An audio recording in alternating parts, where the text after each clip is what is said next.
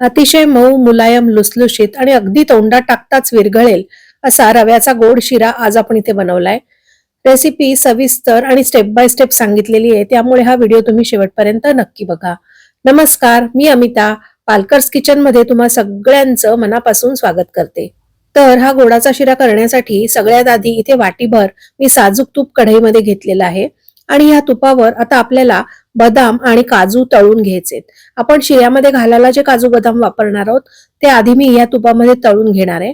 हे तळल्यामुळे छान कुरकुरीत लागतात आणि शिऱ्यामध्ये खाताना जर मध्ये त्याचा बाईट आला तर खूप सुंदर लागतो.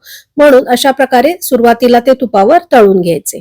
हे बघा, अशा प्रकारे त्याचा रंग बदलेपर्यंत मी ते तळून घेतलेले आहेत. ते आता मी एका वाटीमध्ये काढून घेतेय. हे काजू बदाम तळण्यासाठी वेगळं भांड नको करायला, म्हणून मी ज्या तुपामध्ये आपण रवा भाजणार आहोत त्याच तुपामध्ये आधी हे तळून घेतलेले आहेत. आता आपल्याला या तुपावर रवा घालायचा आहे. 1 वाटी रवा मी घेतलेला आहे आणि तो व्यवस्थित आपल्याला तुपामध्ये भाजून घ्यायचा आहे. रवा भाजताना गॅसची फ्लेम ही मीडियम ठेवायची आहे. खूप हाय फ्लेमवर रवा भाजू नका, कारण त्याला वरून रंग येईल आणि आतून तो चांगला भाजला जाणार नाही. म्हणूनच लो टू मीडियम फ्लेमवरच हा रवा आपल्याला भाजून घ्यायचा आहे. त्याचा रंग बदलेपर्यंत आपल्याला तो भाजायचा आहे. आणि एकीकडे दुसऱ्या गॅसवर आपण त्यामध्ये जे दूध आणि पाणी घालणार आहोत ते मी गरम करायला ठेवणार आहे. त्यासाठी इथे 2 वाट्या मी दूध घेतलंय आणि 2 वाट्या पाणी घेणार आहे. हा शिरा बनवताना मी नेहमी पाणी आणि दूध असं समान प्रमाणात घेते. त्याचं कारण असं आहे की फक्त दुधामध्ये जर बनवला तर रवा थोडा दडदडीत राहण्याची शक्यता असते आणि फक्त पाण्यामध्ये जर बनवला तर त्याला विशेष अशी चांगली चव येत नाही. म्हणून पाणी आणि दूध आपण मिक्स करून घ्यायचे. आपल्याला रवा भाजता भाजताच दुसऱ्या गॅसवर हे तापत ठेवायचे. आता आपण रवा हा मस्त गोल्डन आणि खमंग होईपर्यंत भाजून घ्यायचा आहे. रवा कमी भाजला तर शिरा चिकट होतो आणि रवा जास्त भाजला तर शिरा फडफडीत होतो. त्यामुळे आपल्याला तो कमीही भाजायचा नाहीये आणि खूप जास्तही भाजायचा नाहीये. आणि म्हणूनच शिरा परफेक्ट होण्यासाठी रवा योग्य पद्धतीने भाजणं फार महत्वाचं आहे. आता तुम्ही बघू शकताय 5 ते 6 मिनिटं झालेली आहेत आणि 5-6 मिनिटातच त्याला मस्त रंग आलेला आहे. अशा प्रकारे रंग बदलेपर्यंत म्हणजेच गोल्डन रंगावर तो आपल्याला भाजून घ्यायचा आहे. आणि हा शिरा बनवताना मी 1 वाटी रव्याला 1 वाटी तूप घेतलेलं आहे, पण ते तूप मी पातळ करून घेतलेलं आहे. नेहमी शिरा करताना तूप मोजताना हे नेहमी पातळ करूनच वापरावं. जर घट्ट तूप वापरलं तर त्याचं प्रमाण चुकू शकतं. यापेक्षा थोडं कमी तूपही तुम्ही घालू शकता, पण तूप जर बरोबरीने घातलं तर शिरा अगदी प्रसादासारखा होतो. म्हणून मी जेवढ्याच तेवढं तूप घातलेलं आहे. आता हे गरम झालेलं दूध आणि पाण्याचं मिश्रण आपल्याला ह्या रव्यावर ओतायचंय आणि हे सगळं दूध आणि पाण्याचं मिश्रण एकाच वेळी मी ह्या रव्यामध्ये घालणार आहे. मी हा मऊ मऊ असा लुसलुशीत शिरा बनवतेय.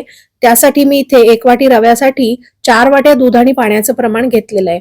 जर तुम्हाला अगदी मऊ शिरा बनवायचा नसेल, थोडासा मोकळा असा आवडत असेल तर मात्र तुम्ही दूध आणि पाण्याचं प्रमाण 4 वाट्यांऐवजी 3 वाट्या घालू शकता. हे तुमच्या आवडीवर अवलंबून आहे. आता हे मी सगळं व्यवस्थित ढवळून घेणार आहे.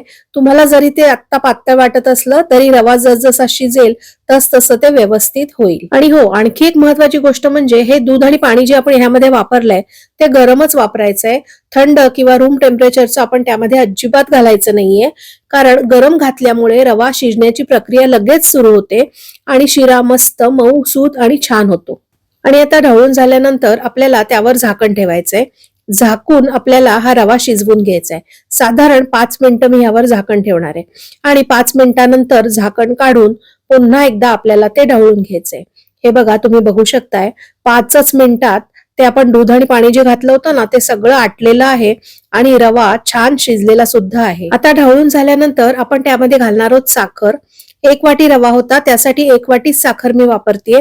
जर तुम्हाला कमी गोड आवडत असेल तर तुम्ही थोडीशी कमी साखर घातलीत तरी सुद्धा चालू शकतं. साखरही आपण यामध्ये व्यवस्थित ढवळून घेणार आहोत.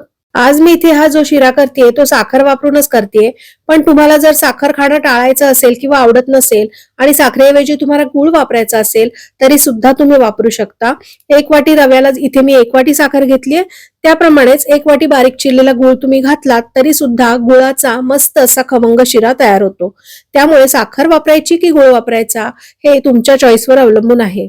आता इथे तुम्ही बघू शकताय जसजशी साखर विरघळते तसतसं हे मिश्रण थोडंसं सैल होतंय, पण काळजी करण्याचं अजिबात कारण नाही. थोडीशी वाफ जसजशी जायला लागेल तसं हा रवा व्यवस्थित मोकळा होईल. आता मी यामध्ये घालतेय केशर. थोडंसं केशर मी दुधात भिजवून ठेवलं होतं ते मी यामध्ये घालतेय. केशर पूर्णपणे ऑप्शनल आहे, तुम्ही नाही घातलं तरी सुद्धा चालू शकतं. केशर घालून झाल्यानंतर आपण हे जे तळून ड्रायफ्रुट्स ठेवले होते ना ते मी यामध्ये घालतेय. हे सुद्धा ऑप्शनल आहे, तुम्ही नाही घातले तरी सुद्धा चालू शकतं, किंवा काजू बदामाच्या ऐवजी तुम्हाला आवडीचं जर वेगळं काही असेल, चारोळी घालायची असेल, बेदाणे घालायचे असतील तर तेही घालू शकता. आता आपल्याला साधारण 2 ते 3 मिनिटं असा शिरा ढवळत राहायचंय, त्यामुळे तो व्यवस्थित मोकळा होईल. हे बघा, तुम्ही बघू शकताय जसं त्याची वाफ जाते तसं तो मोकळा होतोय. आता सगळ्यात शेवटी आपल्याला त्यामध्ये घालायची आहे वेलचीची पावडर. इतर सगळ्या गोडाच्या पदार्थांप्रमाणेच वेलचीची पावडर ही सगळ्यात शेवटीच घालायची, त्यामुळे वेलचीचा स्वाद हा व्यवस्थित टिकून राहतो. आणि वेलचीची पावडर घालून झाल्यानंतर हा गोडाचा शिरा आता खाण्यासाठी तयार आहे. अगदी मऊ मऊ आणि लुसलुशीत असा गोडाचा शिरा होण्यासाठी शक्य तेवढ्या सगळ्या टिप्स मी ह्या व्हिडिओमध्ये तुम्हाला सांगितलेल्या आहेत. हा व्हिडिओ जर तुम्हाला आवडला असेल तर व्हिडिओला लाईक आणि शेअर नक्की करा. आणि हो, चॅनलला जर अजून सबस्क्राईब केलं नसेल तर तेही जरूर करा.